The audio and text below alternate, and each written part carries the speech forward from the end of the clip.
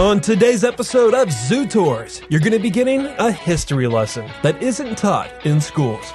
The Toledo Zoo's Aviary opened its wings in 1937, the third of the zoo's 5 projects built by the Works Progress Administration during the Great Depression, along with the Reptile House, Aquarium, Museum of Science, and the Amphitheater. And with all of those, it's believed the zoo has the country's largest collection of Depression-era relief buildings. The Aviary was restored in 1999, won an AZA Exhibit Award the same year, and even after standing the test of time, it is still considered one of the best birdhouses in the nation. But before we go birding, I'd love it if you peck those like and subscribe buttons to officially join our flock if you haven't already. Then I need all of you to comment below what birdhouse you think deserves a feature. Before you get here, your migration will actually start here at what I call the zoo's third entrance. 1, 2, 3, for anyone wondering. The ramp that gets you to the other side of the zoo wraps around the rescue roost, a safe environment for bald eagles. No matter how many times I see them, I just gotta admire their majesticness. And then I'll hear someone chirp on about how wrong and how ironic it is to have a freedom bird in a zoo without reading the signs that explain why they are here in the first place. It's literally in the name rescue, but I might be asking too much of the public. Long story short, every year, sick and injured eagles are brought to rehab centers across the country. They might be healed and eventually released, while others have to be cared for permanently in order to survive. From this point, the pedestrian bridge will take you over State Route 25 or the Anthony Wayne Trail to get you to the other side of the zoo. Or if you do not want views like this for some reason, you can still take the original route and tunnel your way under the roads. If you take the bridge, eventually you'll go from overlooking cars to our next stop, which we will ignore for now, which is right next to a new and already a former eagle exhibit. And you'll loop past 7 pens for Tasmanian devils, which we will not ignore in the next episode.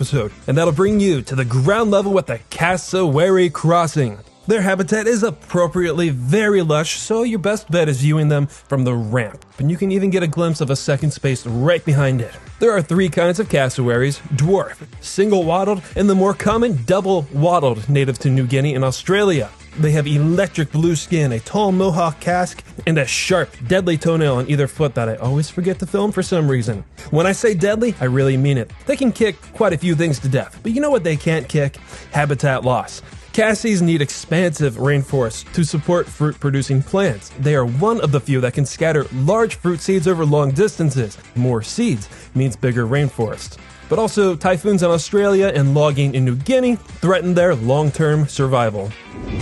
According to the zoo's website, much of this exterior came from local housewives, collecting recycled materials and unused small sample tiles, and then donated them to the zoo. Today, there are 13 habitats with over 50 species.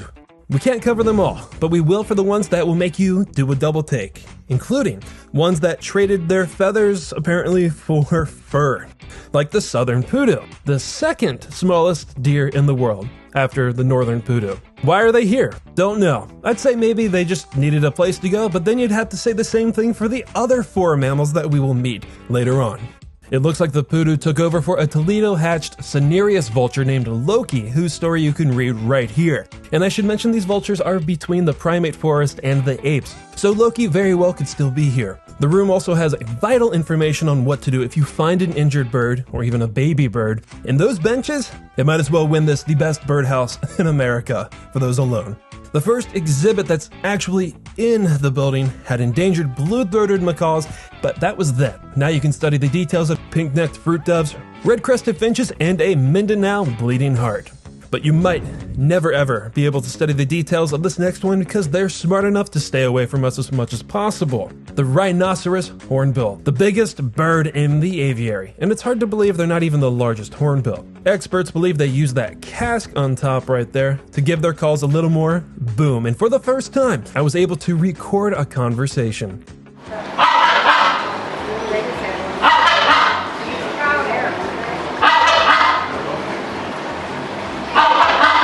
And they responded with nothing.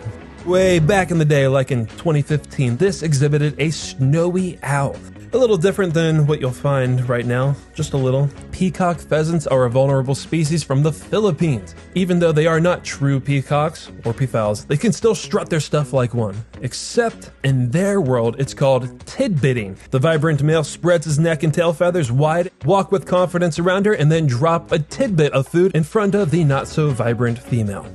Fun fact, based on the length of this video so far, if you were the average bird, you would have pooped once by now. I honestly thought that would be more. The chestnut-breasted Malkoha.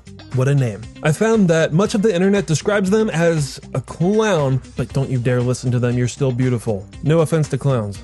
Their rambunctious roommate, the Siamese Fireback, will definitely make you do a double take every time. Even I think, how is this a thing? You know how we have the bald eagle as our national bird? Thailand gets this, and I have to admit I'm a bit jealous. A bit ago, they were classified as near threatened, but thanks to making them illegal to hunt in national parks, they were somewhat recently upgraded to of least concern.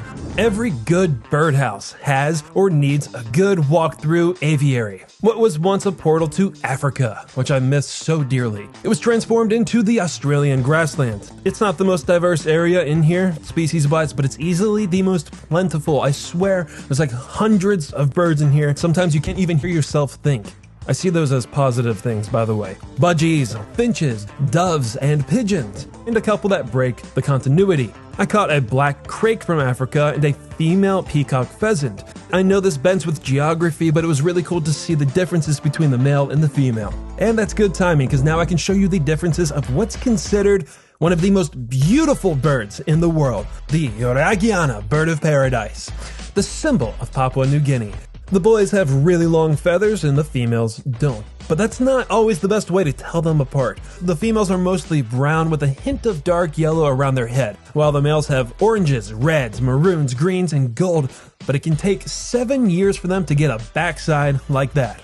Here's another ambiance shot, signage and all, for my Planet Zoo nerds out there who might want to build this one day.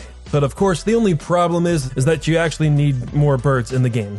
Developers, might I suggest, the Bornean crested Fireback, the prettier of the buddings too, if you ask me. And they pair really great with greater Malayan Chevrotins. Not a bird, by the way. It's also known as a mouse deer. You might be thinking that this is clearly smaller than the Pudu, so why wouldn't it be considered the smallest deer in the world then? That's because this is not a true deer. They have their own family, but as a species, they are the smallest animal in the world that has hooves, even if those hooves look like an eraser on a pencil. So this is where things start to pick back up and get a little crazy. 1 second, you're looking through the mesh, and the very next, you're walking right through to the other side. At some point in the building's incredible history, it looks like the zoo cut down the barrier and let the birds wreak havoc to make another walk-through aviary. This is where you start to see more of Africa. Birds that are love machines. Birds that got their name because they look like they've lost loved ones. And of course, you cannot miss objectively the most regal bird in the world. That's actually from New Guinea. Now, what could be better than 2 walk-in exhibits so far? 2 walk-in exhibits in a row. Welcome to Africa continued, sort of. It's been full of blinding colors in the past, but it really found its look when they started displaying more gray animals. You got the African gray parrot, a koala that I'm now pretty sure lives in Miami, and no, they were not in the episode in the corner. Back here, we still have the elegant kagu, a nearly extinct ave from New Caledonia. They don't really have the muscle to soar, so they're basically flightless. I always thought they kind of looked like a person in a suit, until it's ready to do some courting. They'll spread those borderline useless wings and raise their crest like a cockatoo. And since both males and females are pretty much built the same, she'll respond the same way with a headdress of her very own. We've seen a lot of cool things, we've seen a lot of unexpected things, but our last stop is the cherry on top. Leave it to an aviary to take you back to the days of being read a story to in a library. Except that library probably didn't have these, or a comical comic of a police lineup accusing birds of stereotyping, some that are true and some that are not true. And I'm also willing to bet that your school or public library doesn't have Emperor Tamarind.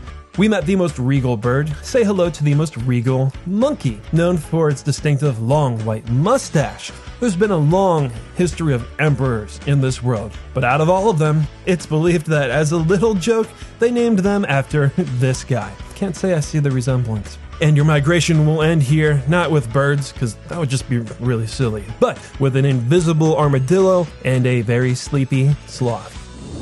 And that, my friends, is where we will end this tour. I hope you enjoyed our flight through this wonderful historic building that hopefully will remain historical forever and ever. And who knows, maybe after another 80 years at that point, it might even be a small mammal house. You might as well, you're nearly halfway there. So until next time, keep exploring, stay wild, and thank you all for watching Zoo Tours.